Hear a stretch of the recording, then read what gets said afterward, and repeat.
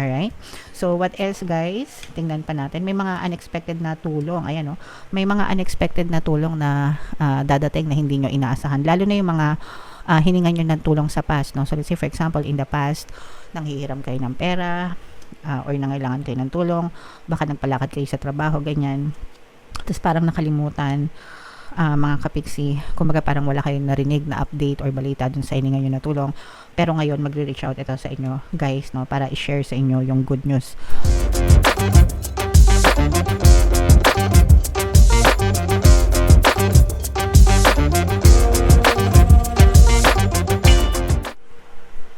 Hello guys, hello Aquarius, welcome back to Pinoy Pixie Tarot. Ang pamagat ng episode natin for tonight is Money Money Come to Me. Ito yung ating money reading guys para ngayong March para sa Aquarius, Sun, Moon, Rising Sign, and Venus. So unahin natin tong deck na to mga kapiksi. Ito yung mga money manifesting techniques para sa inyo guys. Ito na yung kunin natin dahil ito yung nalaglag. Ibig sabihin, ito yung message for you. Abundance. Wow. So, pakinggan nyo guys. Repeat this affirmation lovingly and calmly as often as you wish. I have everything that I desire. My life overflows with abundance. And I am open to receiving the gifts of the universe now. Truly believe what you are saying. So, pwede nyo siyang i-pause yung video mga kapiksi. Tapos kung gusto nyo, screenshot nyo tong deck na to o kaya naman kopyahin nyo yung mga nakasulat guys and i-comment nyo na rin sa comment section. Okay, so I have everything that I desire. My life overflows with abundance and I am open to receiving the gifts of the universe. So ito, napakaganda na to mga kapiksi kasi with conviction yung sinasabi nyo na lahat ng desire nyo nasa inyo. Okay, and nag-overflow ng abundance yung buhay nyo mga kapiksi, and bukod pa doon, ready kayo to receive the gifts from the universe.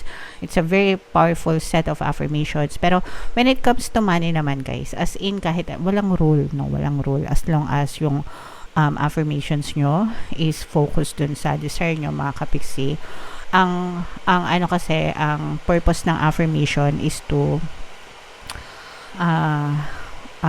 lunurin, no, subdue your subconscious mind with those positive statements mga kapiksi, kasi the more na nilulunod natin ng positive statements yung subconscious mind natin, the more we believe, no, those affirmations, and the more na pinupush out the more na napupush out siya sa ating physical reality kasi that's how it works. Kung ano yung pinapaniwalaan nating totoo sa isip natin, maganda man or pangit, yun yung napupush out sa physical reality natin, and yun yung role ng affirmations, okay, para ma-program yung ating subconscious mind. Now, kahit anong money affirmations, pwede guys, and yung tatlong money affirmations na sinishare ko dito sa ating channel: Money Money Come to Me, palagi ako may pera, palagi ako nagkakapera, I'm the King of Abundance, I'm the Queen of Abundance. Okay, so i-comment nyo na rin yan sa comment section. Alam ko yung iba sa inyo kabisado na yan, pero meron tayong palaging mga bagong viewers, no, kaya for the sake of them, inuulit ko yung mga affirmations na yan guys. So super effective. Ginagamit ko yan personally everyday. I say those affirmations guys, and sobrang nabago na yung buhay ko ngayon compared sa years ago nung hindi pa ako nagko-conscious manifestation guys. As in, kaya ko yan tinuturo sa inyo mga kapiksi. So, and kung meron din kayong mga other money affirmations na gusto nyong i-share guys, i-comment nyo na rin sa baba para mabasa din ng iba nating mga viewers, and pwede rin nilang sabihin kung gusto nila mga kapiksi. Okay, so i-share nyo na guys kung ano yung mga favorite affirmations nyo when it comes to money, and definitely kapag palagi nyo yung sinasabi guys, you will see an impact, no, unti-unting magbabago yung takbo ng kaperahan sa inyo. Okay, alright. So, up next naman, Aquarius, tingnan natin yung ganap sa kaperahan nyo guys. Shuffle ko to. Habang sinashuffle ko to mga kapiksi, panoorin nyo muna yung video natin regarding sa ating paano mag-manifest ng abundance video course. Kapiksi, sawa ka na ba sa mga struggles at hirap sa buhay mo? Masipag ka ba at masikap sa buhay ngunit hindi ka pa rin umaasenso? Ilang beses ka na bang nag-attempt magnegosyo at mag-invest pero palagi ka pa rin nalulugi? Sa pagkakataon na ito ay maaaring may subconscious beliefs ka na nagiging balakid sa iyong pag-unlad at pagyaman. Introducing, paano mag-manifest ng abundance video course. Dito ay matututunan mong ma-overcome ang mga balakid mo para tuluyan ka ng umunlad, umasenso, sumagana, maging matagumpay, successful at maswerte sa iyong kabuhayan, pera, trabaho, negosyo sa lapi at kaperahan ng bonggang-bongga. Dali, mag-send na ng email sa pinoypixie@gmail.com at simulan na ang iyong pagyaman ngayon. Alright, so sa lahat ng gusto mag-avail ng course guys, naka-flash sa screen nyo. Una, paano mag-manifest ng abundance video course para sa inyong kaperahan, trabaho, negosyo sa lapi. Meron din tayong paano mawala ang third party at magkaroon ng harmonious na relationship. And meron din tayong email coaching guys, manifest your desires using the law of attraction. So, sa mga interesado mga kapixie, mag-send lang kayo ng email sa pinoypixie@gmail.com. Alright, so ito guys, ito ay both negative and positive mga kapixie. So Aquarius, kayo ay represent ng Queen of Swords. Ito yung ating money energy mga kapixie.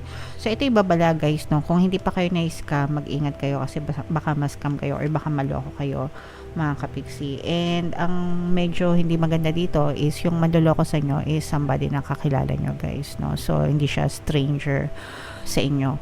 Kasi 'di ba, usually pag naloko tayo ng stranger, parang mas madaling tanggapin kasi hindi naman natin sila kilala, no? Pero pagka yung kakilala mo mismo, yung nanloko sa inyo, nung na-scam sa inyo, parang mas masakit kasi 'di ba, parang pinagkatiwalaan nyo kasi nga kakilala nyo, kaya yung iba yung impact non emotional, mental guys, no? So magdudulot ito guys ng sleepless nights, no? As in, parang mababalisa kayo, mawiwin lang kayo if ever na pwedeng takbuhan kayo ng pera mga kapixie. Pero matamis ang dila nito, as in, liligawan kayo nito guys. Pwedeng sa panliligaw din, no? Kasi uso ngayon guys, no, yung mga scam sa mga dating scam, no? Lalo na yung mga online lang nakikilala. Comment down below sa mga nakaresonate, kasi yung mga iba, may mga nababasa akong ganyan dito guys, no?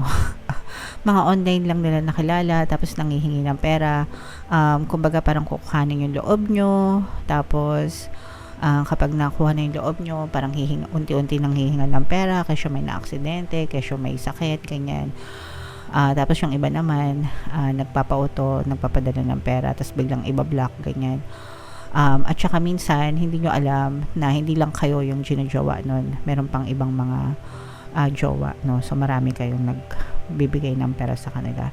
So mag-ingat kayo sa mga ganong klaseng fraud mga kapixie, or any fraud in any form guys, no? And yung iba naman sa inyo guys, yung tipong sabi ko nga sa inyo, baka kakilala nyo, utangan kayo, ganyan, malaking pera, tapos takbuhan mga kapixie. So yun, medyo masakit yun guys, kaya medyo magduda na kayo kasi yung iba talaga nagdududa na ngayon, no? Baka meron na nagpipitch in sa inyo mga kapixie, nararamdaman nyo na yung duda. So kung nagdududa kayo guys, wag nyo nang ituloy kasi matatakbuhan kayo sa pera mga kapixie. Alright, sa good side naman guys, may mga bagong simula kayo, no, na parang mga bagong ideas na parang something na kinagigiliwan yung gawin and you will see progress. So let's say for example, baka nagkaroon ka na idea na magluto ng kikiam na may ice cream. Hindi ko alam, no, kung ano man yung maimbento nyo guys, pero parang meron kayong some kind of invention na parang sa inyo lang, tatak nyo, ganyan. And kapag pinublish nyo siya or pinush nyo siya sa market, unti-unti kayo makakita ng magandang resulta ng progreso. So kung meron kayong mga ganun guys, no, yung mga plano, yung mga creative na ideas mga kapixie, explore nyo kung paano nyo mapapaganda, and definitely magkakaroon ng progreso yan mga kapixie. Alright, so what else guys, tingnan pa natin. May mga unexpected na tulong, ayan, no? May mga unexpected na tulong na dadating na hindi nyo inaasahan, lalo na yung mga hiningan nyo ng tulong sa past, no? So let's say for example, in the past nanghihiram kayo ng pera, or nangailangan kayo ng tulong, baka nagpalakad kayo sa trabaho, ganyan, tapos parang nakalimutan mga kapiksi, kumbaga parang wala kayong narinig na update or balita dun sa hininga nyo na tulong, pero ngayon magre-reach out ito sa inyo guys, no, para i-share sa inyo yung good news. Mga kapiksi, it's either mabigyan kayo ng trabaho, mabigyan kayo ng bagong pagkakakitaan, or pwedeng meron talaga as in literal na ayuda or tulong pinansyal na ipagkakaloob sa inyo, mga kapiksi. And for some of you, this is also parang part ng inyong good karma, mga kapiksi. Kumbaga yung mga tulong ni universe nagdadatingan sa inyo dahil sa inyong good karma guys, okay? And meron ditong presence guys ng earth signs, Capricorn, Taurus, Virgo. So kung pwedeng may earth element kayo sa inyong natal chart, or you may be dealing with an earth sign. Pero dito guys, nakikita rin natin yung magandang pag-ikot ng pera, yung magandang, kumbaga parang lumalabas, bumabalik, umiikot yung kaperahan sa inyo. So maganda yung ikot ng pera sa inyo mga kapiksi. Kaya kalma lang guys, okay? So lahat ng yan guys, i-main nyo sa comment section. Of course yung mga scam, huwag nyong i-main, no? Pero itong mga maliliit na progress na to, or mga progress, itong magandang ikot ng pera, itong good karma, at saka yung mga unexpected help guys, no? Yan talaga yung mga very positive na energies na nakita natin para sa kaperahan nyo, Aquarius. So comment down below guys if feeling nyo nakaresonate kayo. Huwag nyo kalimutan guys, makinig ng ating mga pampaswerte subliminals, no? Para talagang sumagana, gumaan yung daloy ng pera sa inyo mga kapiksi, and mag-share na rin kayo ng inyong mga success stories guys, okay? Alright, so comment down below if nakaresonate kayo Aquarius for more tarot readings. Ito yung playlist nyo, ito naman yung ating success stories ng paano mag-manifest ng abundance video course. Click here to subscribe guys. Ito yung ating mga pampaswerte subliminals. Thank you for liking, sharing, and subscribing. See you again next time. I love you all mga kapiksi. Have a nice day. Bye bye.